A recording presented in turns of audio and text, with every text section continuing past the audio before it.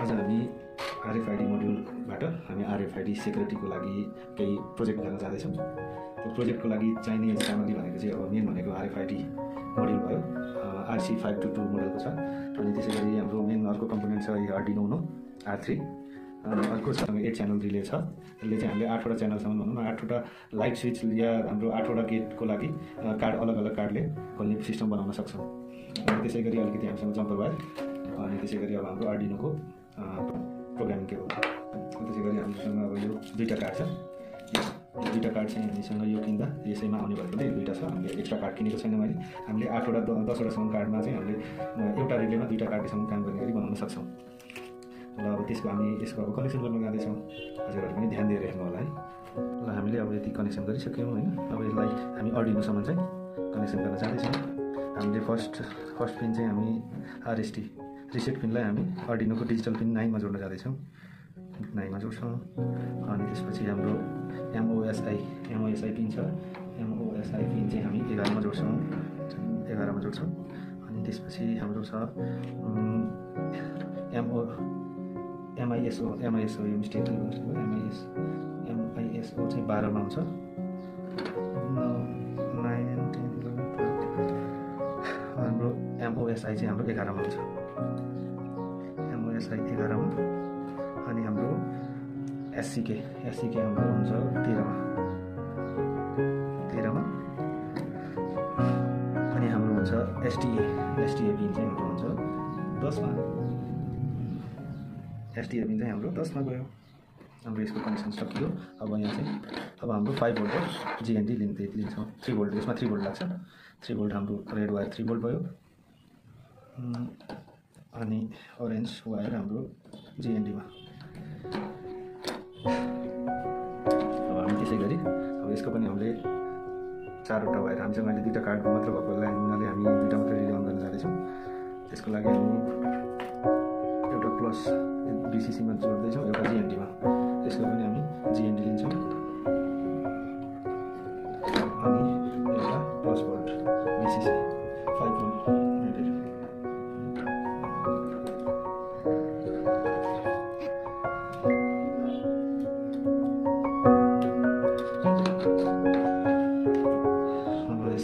Relay 1 को चाहिँ हामी डिजिटल पिन 2 मा दिँदैछौँ। Digital 2 pin. अनि हाम्रो रिले नम्बर 2 इनपुट 2 चाहिँ हामी डिजिटल पिन 3 मा दिँदैछौँ। हाम्रो यो कनेक्सन भइसक्यो।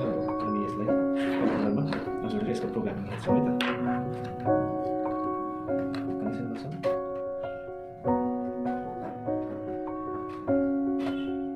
अब हामी यसमा यो हाम्रो कनेक्सन पुरा भयो।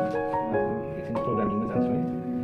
प्रोग्रामिङको लागि हामीसँग आर्डिनो IDE हुनुपर्छ। अब यसलाई हामीले प्रोग्रामिङ चाहिँ अब टाइम लाग्ने हुनाले प्रोग्रामिङ चाहिँ मैले पहिले गरेर मैले रेडी राखेको छु।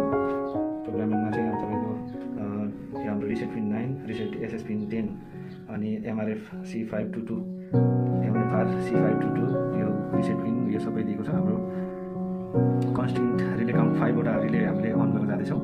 रिलेको त्यो नम्बर चाहिँ हामीसँग 2 3 4 5 6 सम्म राखेका छौँ। हामीले योभन्दा बढाउन पनि मिल्छ, अलिक कम गर्न पनि मिल्छ।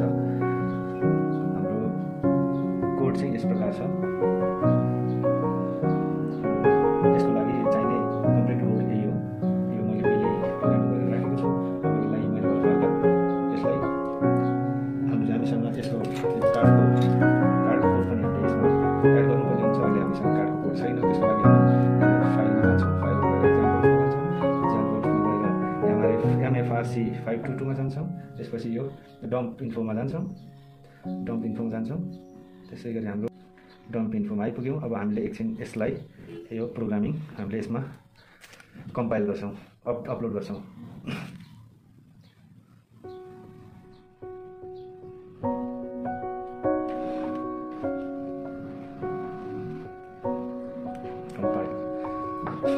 अपलोड भयो हाम्रो कोड। अब हामीले कोड सिरियल मोनिटर ओपन गर्छौँ। सिरियल मोनिटर ओपन भयो हाम्रो। अब हामी यसलाई यहाँ कार्ड स्क्यान गर्छौँ। अब हामी यसलाई स्क्यान गरेर जाँदैछौँ। हाम्रो स्क्यान गरेको यहाँ फाइल अपडेट यो हाम्रो हामीलाई यो कोड चाहिने हुन्छ। यो कार्डको कोड थियो। त्यसपछि अर्को कार्ड पनि स्क्यान गरेर जाँदैछौँ। यो स्क्यान गर्दाखेरि छुट्टै कोड एउटा जेनेरेट हुन्छ। हाम्रो कोड यहाँ जेनेरेट भइसक्यो। यो हाम्रो सेकेन्ड कोड हो। यो फर्स्ट कोड भयो। सेकेन्ड कोड हाम्रो अब सेकेन्ड कोड आयो। यो सेकेन्ड कोड हो 8322 0D 0D हाम्रो सेकेन्ड कोड भयो। फर्स्ट कोड छ हाम्रो 73C78A28। अब हामी यसलाई कपी गर्नुपर्छ। हामी यसलाई यो कोडलाई कपी गरेर हामी अघिको प्रोग्रामिङमा राख्छौँ। यो प्रोग्रामिङमा राख्छौँ। हाम्रो एउटा थियो एउटा कार्ड फर्स्ट कार्ड थियो हाम्रो 73C78A28। अब हाम्रो दोस्रो कार्ड छ हामीसँग 8322 0D 0D। त्यही छ। अब हामी यसलाई प्रोग्रामिङ अपलोड गर्छौँ। कम्प्लिट भयो। हाम्रो दुईवटा कार्ड डन अपलोडिङ भयो। अब हामी यो चलाएर हेर्छौँ है।